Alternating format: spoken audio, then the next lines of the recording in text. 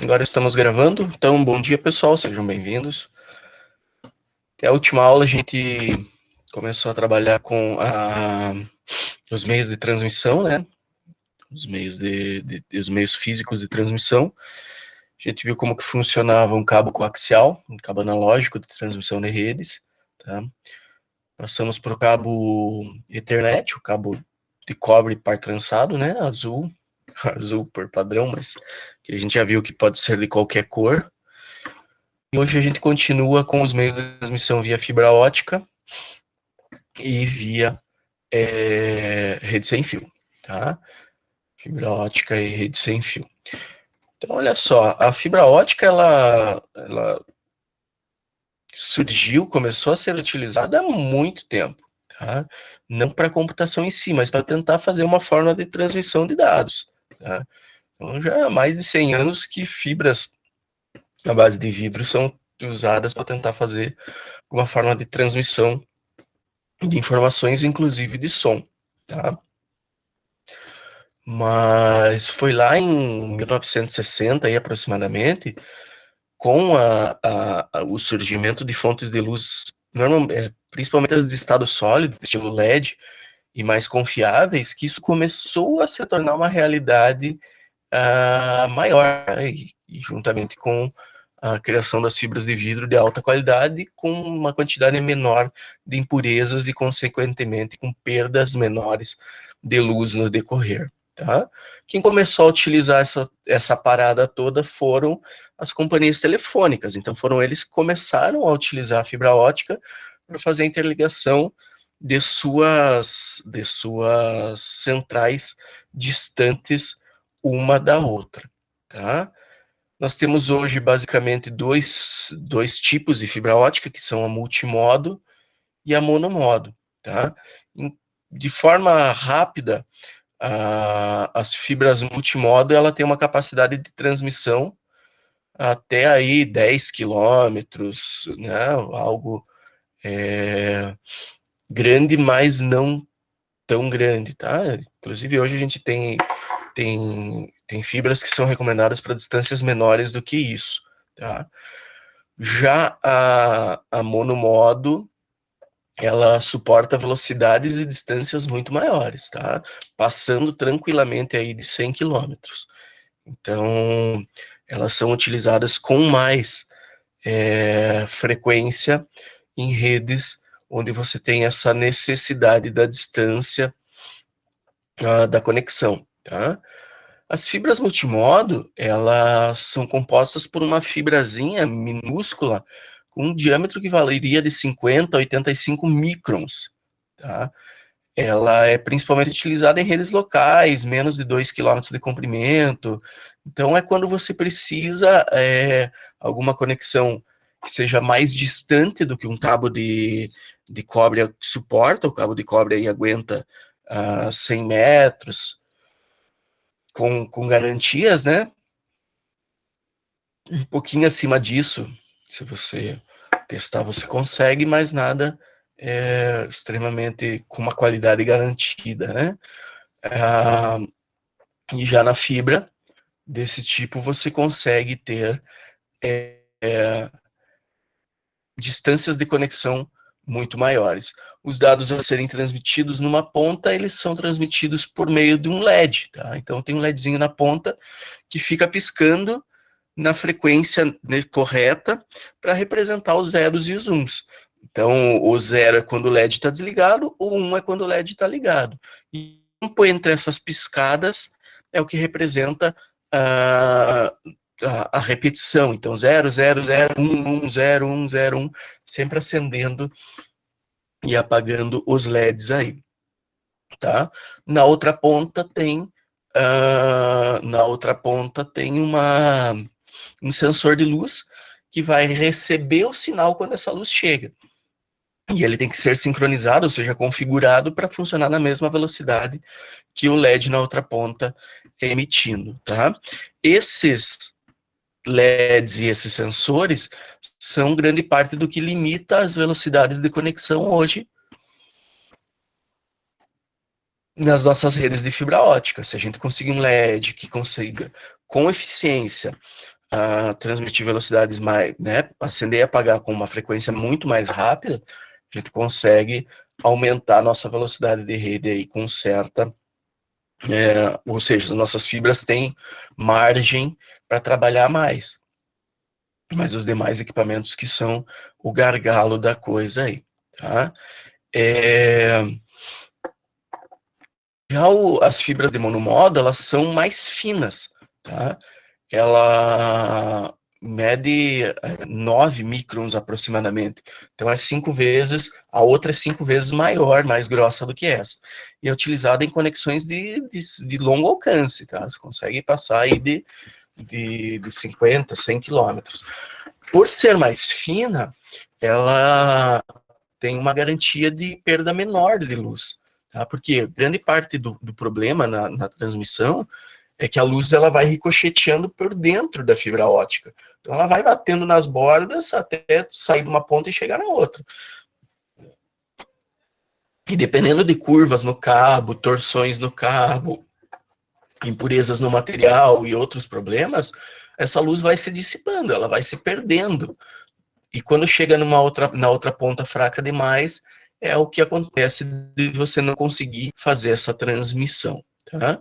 A fibra monomodo, ela é um pouco mais cara, tá? E ela é um pouco mais sensível para instalar e especialmente para fazer emendas, tá?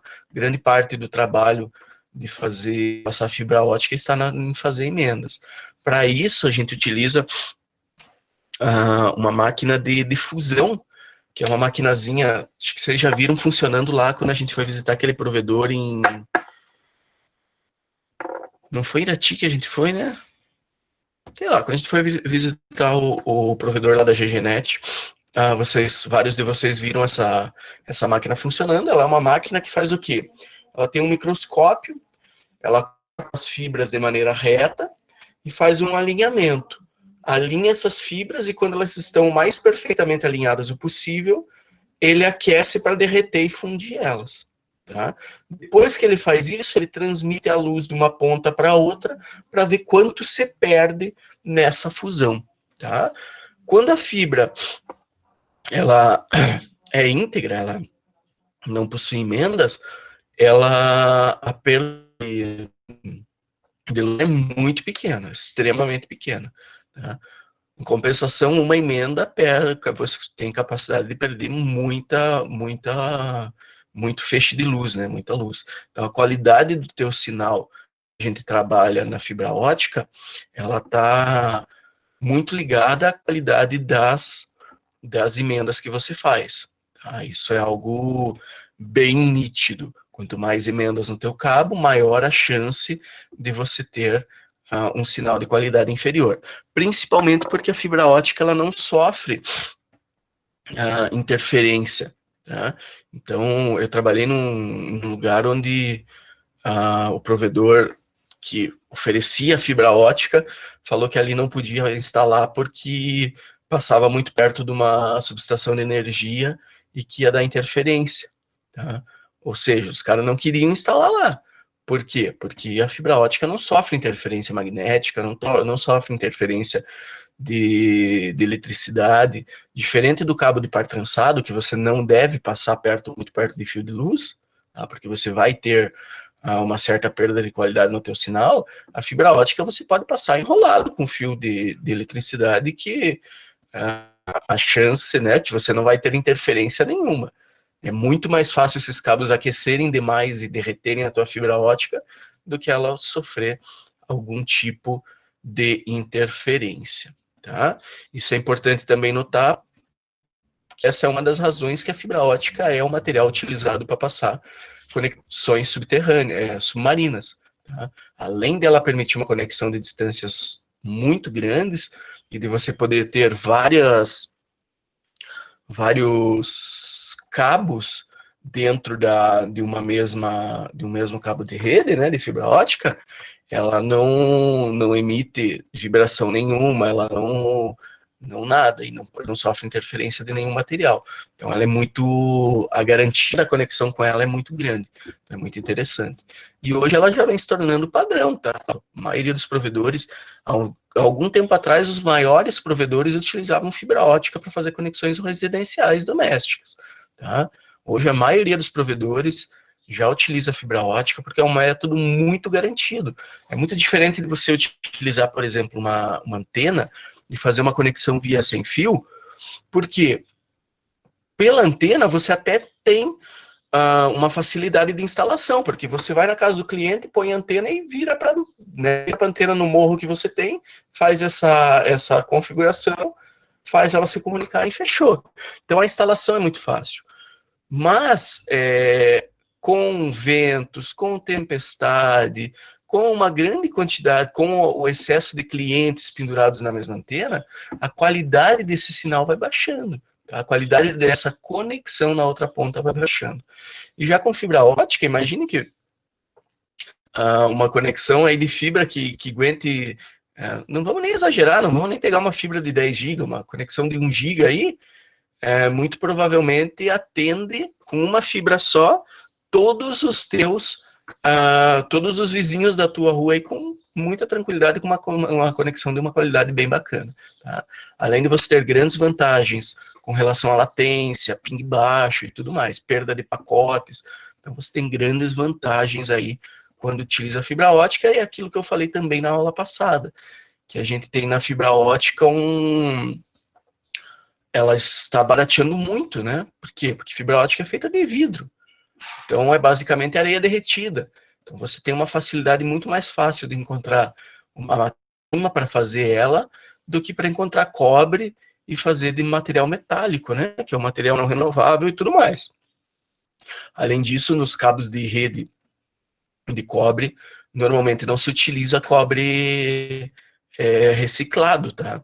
Como a necessidade da garantia do sinal é muito grande, o cobre reciclado ele existe a possibilidade de ter uma quantidade de impurezas um pouco maior.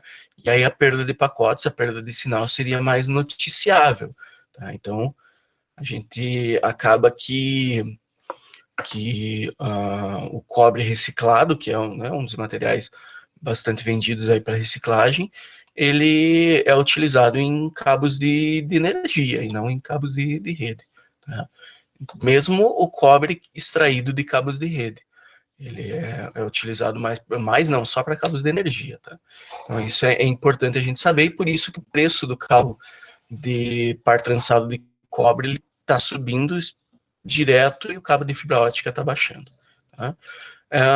O interessante, pessoal, é que tem empresas que têm programas de reciclagem de cabo. Então, por exemplo, a Furukawa tem um programa de reciclagem de cabo, que eu não lembro o nome do programa, deixa eu até procurar aqui para...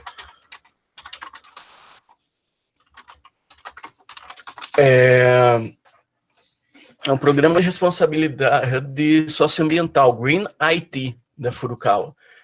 O que ele faz? Você recolhe cabos de redes antigos, cabo de cobre, na verdade, antigo, e faz assina o termo de compromisso com a Furukawa, eles te mandam um bag, um pacotão assim, e aí você vai enchendo de cabo velho, cabo de rede, cabo de luz, cabo de cobre em geral.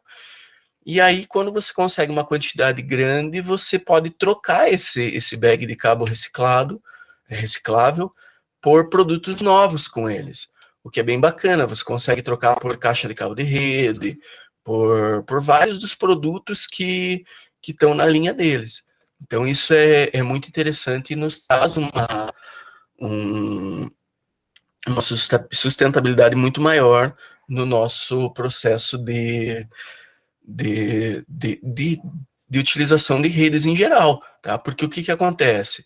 Você até tem como reaproveitar cabo de rede. Se você tiver um cabo longo que passou de um lugar ao outro e depois precisa tirar por algum motivo, a gente reaproveita. Tá? Se a gente for ver os manuais de cabeamento estruturado, eles não recomendam nem esse tipo de reaproveitamento. Mas, em geral, a gente pode fazer. Mas se eu tenho vários cabos curtos, eu não tenho como reaproveitar para utilizar com cabo longo. Porque é a mesma coisa que a rede fibra ótica. Quanto mais emendas, mais o sinal é perdido. tá? Pior fica a tua conexão.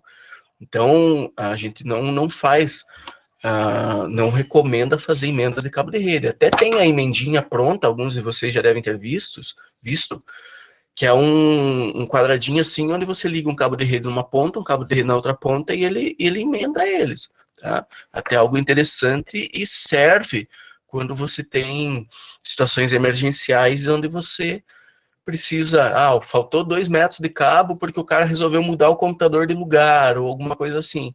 Puxa vida, você tem como usar uma emenda para resolver o problema.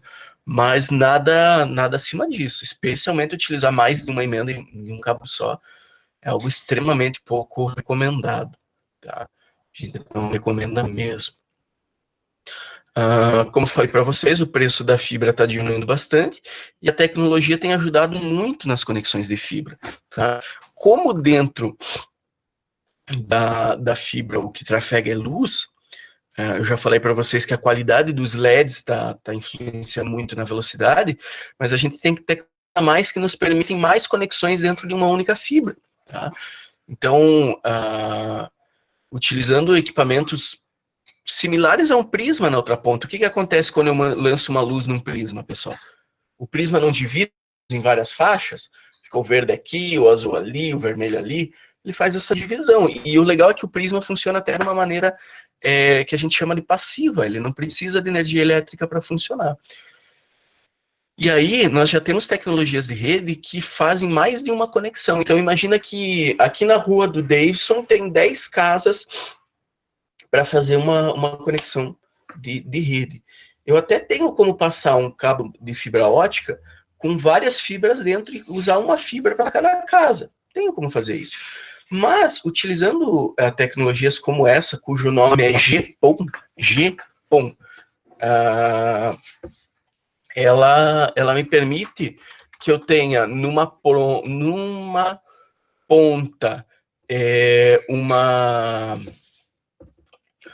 um conjunto de LEDs ou um LED RGB que transmita em várias camadas, em várias faixas de cor.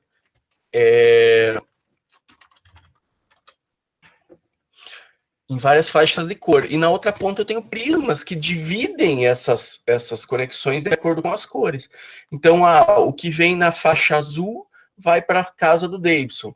O que vem na faixa vermelha vai para a casa do Samuel. O que vem na faixa verde vai para a casa da Thaísa. E aí você permite, dentro do mesmo cabo de rede, fazer uma quantidade gigantesca de conexões, multiplicando a velocidade e aumentando a segurança e a garantia de tudo isso. Tá? Então, a fibra ótica vem se tornando um padrão muito grande, porque as possibilidades ao se utilizar a fibra ótica, elas são inúmeras, elas são gigantescas. Tá? Eu sempre digo que as conexões de fibra hoje que a gente tem no mundo, elas não são limitadas pela fibra. Tá? Elas são limitadas pelos conectores nas pontas, pelos equipamentos que a gente utiliza, mas a fibra a gente está muito longe de conseguir chegar no limite delas, tá? Lembrando que a luz trafega uma velocidade de 300 mil metros por segundo, né? No vácuo. Então, essa velocidade não é a mesma velocidade dentro da fibra, porque, né, essa velocidade da luz no vácuo, dentro da fibra ela trafega numa velocidade muito menor, mas ainda assim uma velocidade brutal quando se comparado a conexões né, através da energia elétrica ou através de ondas de rádio, e também muito mais eficientes. Tá? Então isso é muito bacana da gente saber. Tá? A tecnologia ainda tem muito para crescer. Depois eu vou postar para vocês no Classroom, pessoal, junto com essa aula aqui, um vídeo de como é fabricada as fibra ótica, para vocês saberem como é que elas funcionam, e um link para um site que permite que a gente veja. Esse site, na verdade, deixa eu vou transmitir ele aqui para vocês verem, tá?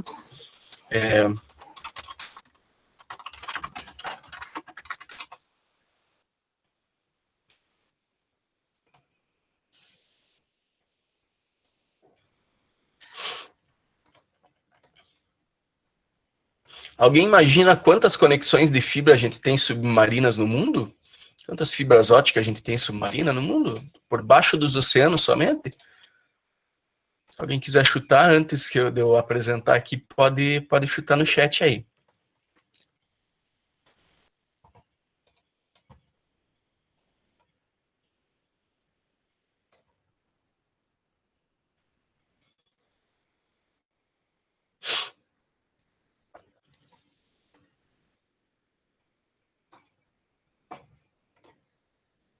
Aí.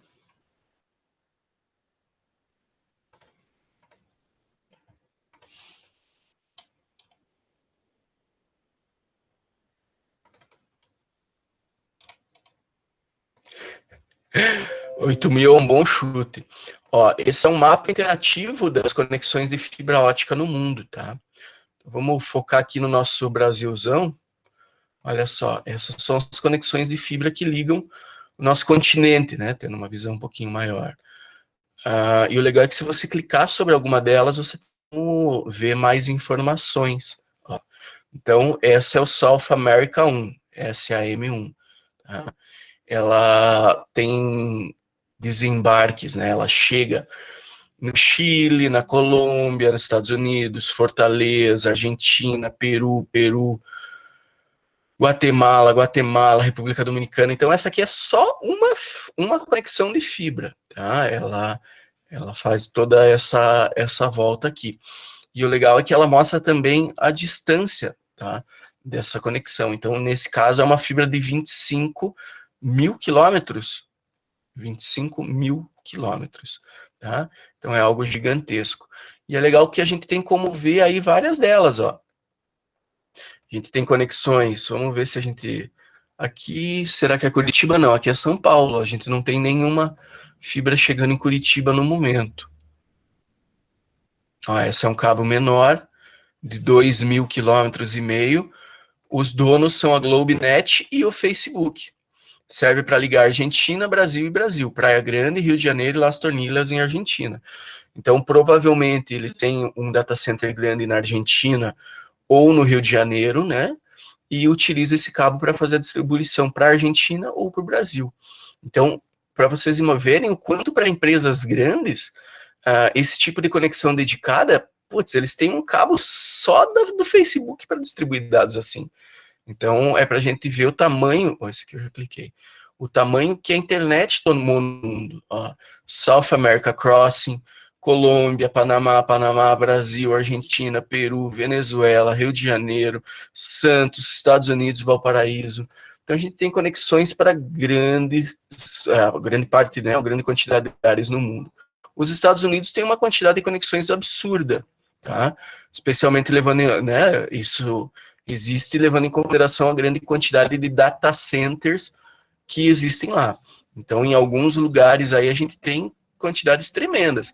Inclusive, ó, no Golfo do México nós temos um cabo aqui, que é de uma tal de TempNet, que liga duas cidades não tão distantes, tá? 1.000 quilômetros de uma outra. Então, os cabos de rede submarina, eles são utilizados para diversas coisas diferentes. Olha, o Oceano Pacífico, então a quantidade de coisas. Opa. Ó, vocês podem ver que essas fibras, elas não são retas, tá? Alguns de vocês já devem ter visto no Facebook aquela piada sobre a menor... Não, na verdade não é uma piada, né? É só para tirar um pouco de sarro de terraplanistas, que a menor distância para os voos entre duas cidades muito distantes não é uma reta, ela é levemente curva, porque acompanha no mapa a curvatura da Terra. Aqui é a mesma coisa, ó. Então essas fibras, elas não são retas porque elas estão acompanhando a curvatura da Terra e saem dos Estados Unidos e chegam no Japão. Olha que legal as conexões no Japão, ó. O Japão é extremamente conectado, tem conexões em diversos lugares do mundo, tá? Taiwan tem bastante conexão também. Aqui nós temos uma grande entrada da Europa, aqui que é a China, tá? Que vai para a Europa, né? Aqui é a melhor entrada da Ásia. Nós temos a Índia com bastante conexões, Malásia. Algumas fibras, vocês podem ver, por exemplo, aqui, ó, elas servem meio que de pinga-pinga, e elas fazem conexões entre diversos lugares não tão distantes, ó. Tá vendo? Isso serve tanto para redundância quanto para chegar à internet e conexões de qualidade a lugares distantes. Aqui nós temos uh,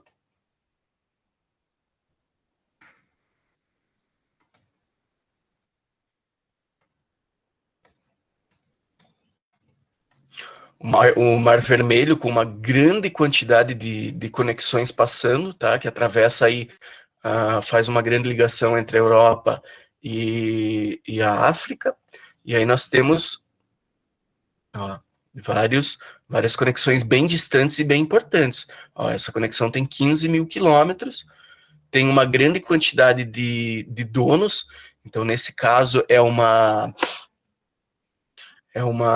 consórcio de empresas que acaba se juntando para fazer essas ligações, e aqui nós temos grande quantidade de cabos. Lembrando que cada conexão dessas não é um cabo de fibra ótica, é um cabo só, sim, mas dentro desse cabo passam grande quantidade de núcleos de fibra ótica, e isso nos permite velocidades bem grandes de conexão.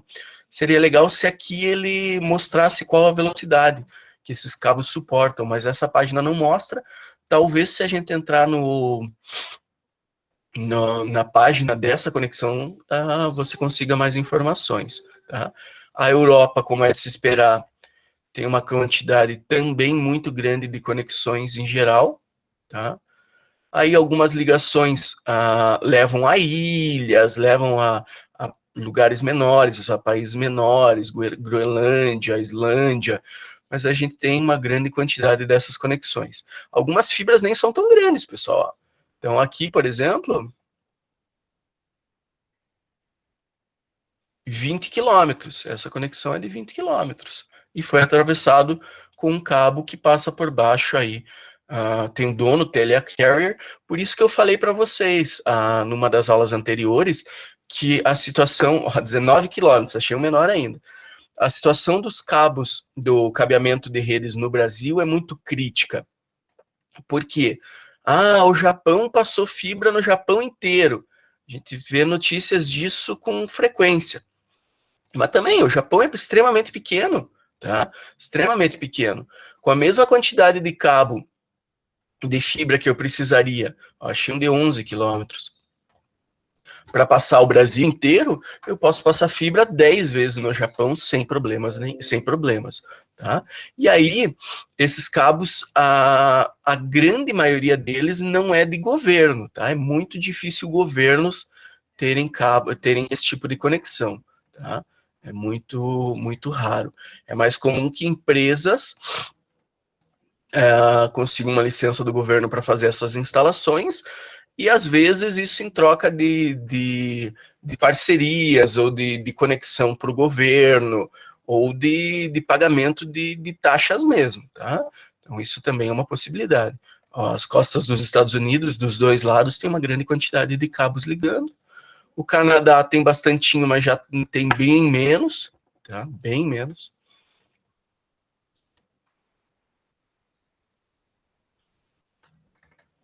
Essa aqui é do governo, Catavik Regional Government, governo regional da Catavica, sei lá o que é isso. Mas, como eu falei, é pouco comum, mas existe esse tipo também, tá? Mas a grande maioria é de empresas privadas, muitas delas são de Google, de Facebook. Esse aqui, cabo da Embratel, esse é muito, muito interessante. Esse cabo liga diversas cidades na costa brasileira, tá? Aracaju, Atafona, nem sabia que existia uma cidade com o nome da Atafona. Ilhéus, João Pessoa, Macaé, Maceió, Natal, Porto Seguro, Recife, Rio de Janeiro, Salvador, Sítio São Mateus, acho que não é o São Mateus do Sul aqui, né? E Vitória. Então esse aqui acaba sendo do governo porque a Embratel é uma estatal, né? Acho que é uma estatal. Então a gente tem diversos exemplos de cabo para diversos tipos de conexão diferente. Tá? Então, esse mapa é bem bacana na submarinecablemap.com, e ele permite que vocês naveguem aí, dá para ter uma boa noção de como a internet funciona no mundo. Então, ó, aquela história de busca de rotas.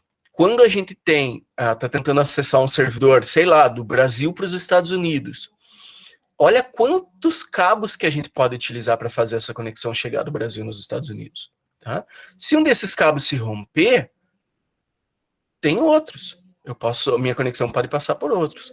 Se de repente cair um meteoro e cortar todos os cabos que ligam o Brasil aos Estados Unidos, a conexão ainda pode sair do Brasil e ir para a Europa, voltar da Europa para os Estados Unidos. Tá? Ou para a África e voltar da África para a Europa para os Estados Unidos. Então a gente tem diversas possibilidades, e é por isso que quando a gente fala em redes de computadores, a descoberta de rotas é uma função muito importante dentro dos equipamentos de rede. Beleza? Em alguns casos, é eficiente passar por terra, Eduardo. Até mas por terra tem alguns probleminhas, tá? Por terra a gente tem que ter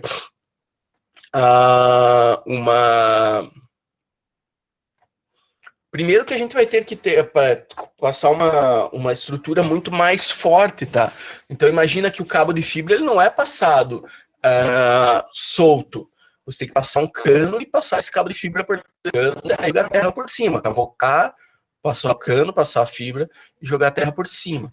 Mesmo os cabos que não são submarinos, né, eles também precisam ser blindados, porque eles precisam ter uma resistência, senão não vai te adiantar.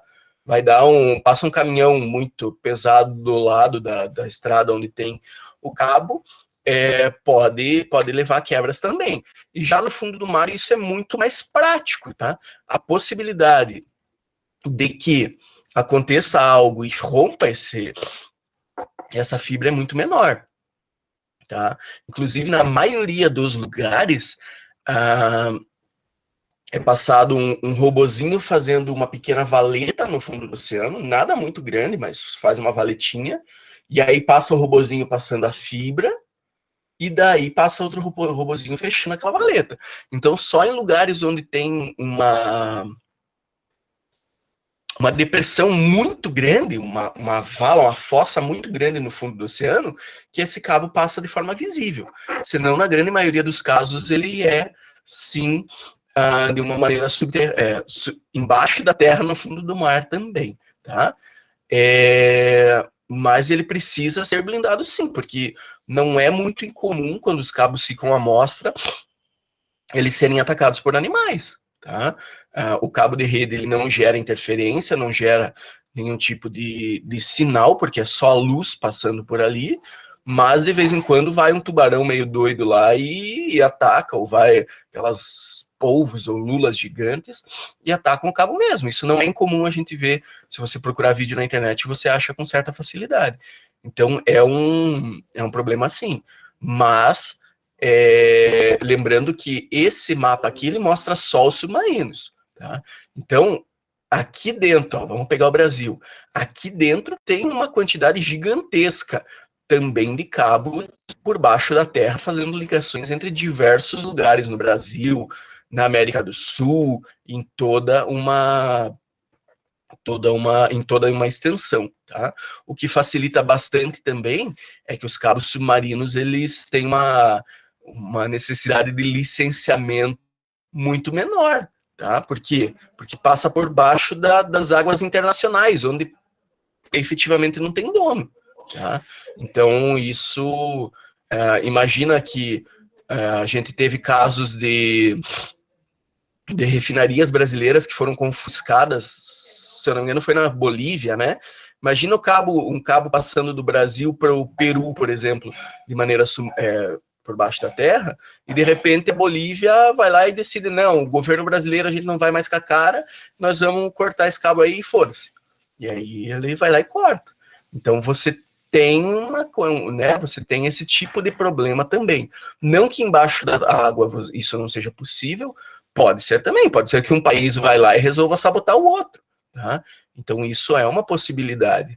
Inclusive, a interceptação de dados dentro de um cabo de fibra é algo que, com esse negócio da Rússia interferindo nas eleições dos Estados Unidos e fake news e acesso a dados, né, garantia de dados e tal, é algo que tem levado a muitas preocupações dentro das redes de computadores aí. A fibra, se a pessoa não cortar ela e colocar um aparelhinho no meio, ela não é sujeita a interceptação. Mas quem garante que os Estados Unidos ou a Rússia, os grandes centros tecnológicos do mundo, não consigam desenvolver um aparelhinho que você vai lá e na fibra para tentar interceptar esses dados. Aí você fica só com outras camadas de proteção, por exemplo, criptografias, né, e outras coisas que te permitiriam ver o que está acontecendo. Uma coisa interessante, pessoal, é que nem todas as fibras dentro desses cabos submarinos estão em uso. Tá? Às vezes o que acontece é...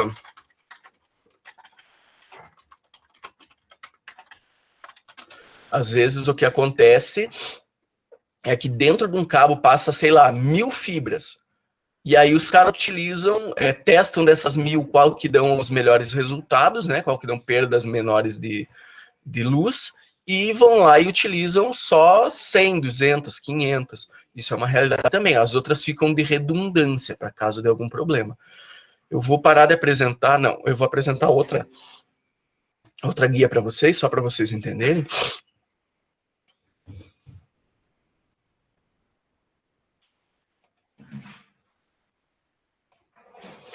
Então, essa é uma boa representação de como são as fibras submarinas. Tá?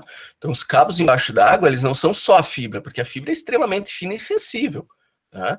Então, os cabos são feitos por grandes camadas de isolantes, de proteções. Então, tem os núcleos de fibra, daí tem uma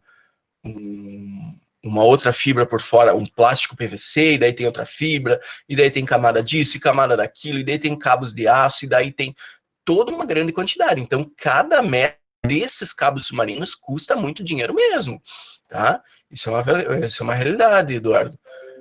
Mas aí você tem uma garantia que mesmo um tubarão indo lá e mordendo, você não vai ter rompimentos nesses cabos, tá? É pouco comum, ó, o que eu falei para vocês agora, espiões russos são presos investigando cabos submarinos da internet. Tá? Então, isso é uma realidade, é algo que já ocorre. Tá? Nós temos, em alguns lugares, esses cabos estão visíveis, como nessa foto, consegue... A qualidade está horrível. Ó, aqui ele está visível. Tá? Aqui ele está visível. Em alguns lugares eles são, em outros não. Em outros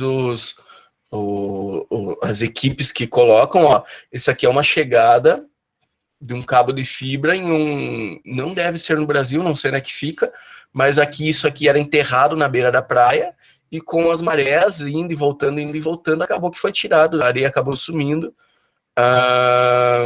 e isso põe esses cabos à mostra, e aqui acaba se tornando um grande risco, tá? É por isso que as centrais que colocam esses cabos, elas preferem colocar em lugares que não são de fácil acesso. É mais fácil jogar na beira de um penhasco que dá para o mar, do que numa praia, principalmente uma praia que seja muito movimentada, porque aí você tem esses cabos aparecendo assim, tá?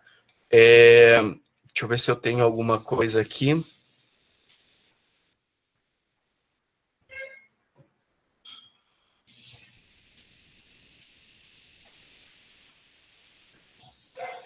Ó, então aqui é um zoom em alguns tipos de cabos submarinos. Olha a quantidade de metal que tem em volta para proteger.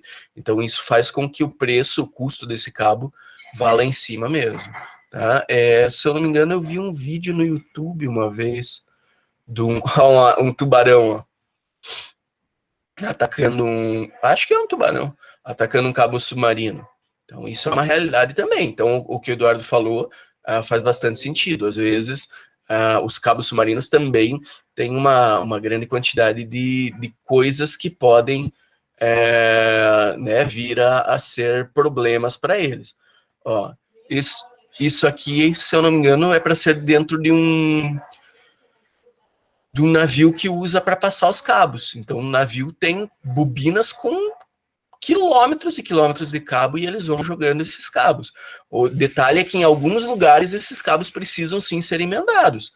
E aí, quando termina uma bobina para começar a próxima, há uma emenda.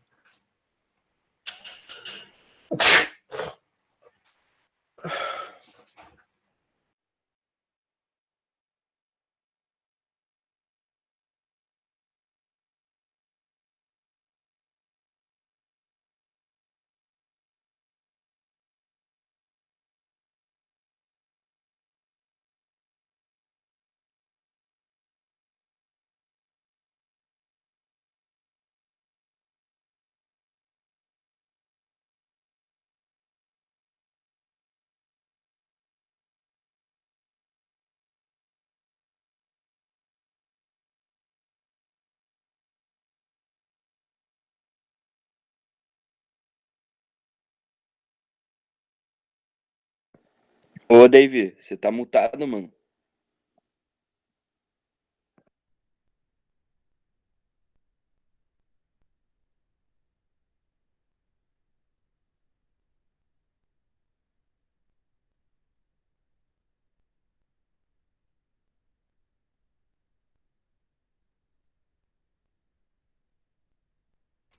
Ah, tá mutado. Eu mutei para espirrar. Então, ó, voltando então, o navio é esse tipo de navio aqui, ó. Ele tem grandes carretéis atrás, né, atrás, que onde vão desenrolando essa fibra e vão jogando ela para o mar. E daí tem equipes tanto de robôs quanto de pessoas que vão ajudando a colocar no lugar certo conforme está descendo e a aprender. Alguns são prendidos, né, como eu falei para vocês, em pequenas valetas no fundo do oceano. Ó, aqui uma ilustração que mostra como que isso funciona. E outros são prendidos, inclusive, por correntes, tá? Teve um que a gente viu dos espiões russos lá. Deixa eu ver se eu consigo achar aquela imagem de novo. Ó, esse cabo aqui, se vocês conseguirem ver, ó, ele tem uma corrente passando em volta dele. Então, o cara pode vir com um equipamento aqui, fazer buracos dos dois lados, tá? Colocar um pino ou, né, fazer chumbar no coisa e prender com corrente para garantir que com as marés isso não vá tirar esse cabo do lugar. Então, de um jeito ou de outro, os cabos são presos, tá? E olha que legal. Olha o tamanho das bobinas que vão ser colocadas nos navios. Então, o peso disso aqui é algo tremendo, tá? Beleza? Alguma dúvida, pessoal, para a gente encerrar?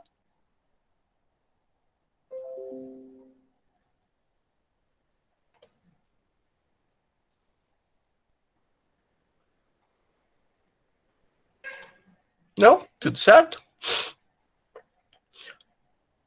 Então tá, pessoal, estou encerrando a apresentação, beleza. Estou desligando a gravação. Obrigado a todos pela presença e pela participação aí. Por hoje é só, tá? Vou passar uma atividadezinha no Classroom para vocês, depois espero a resposta de vocês. Tranquilo? Abraço, pessoal. Obrigado pela presença. Tenham uma boa semana todos aí.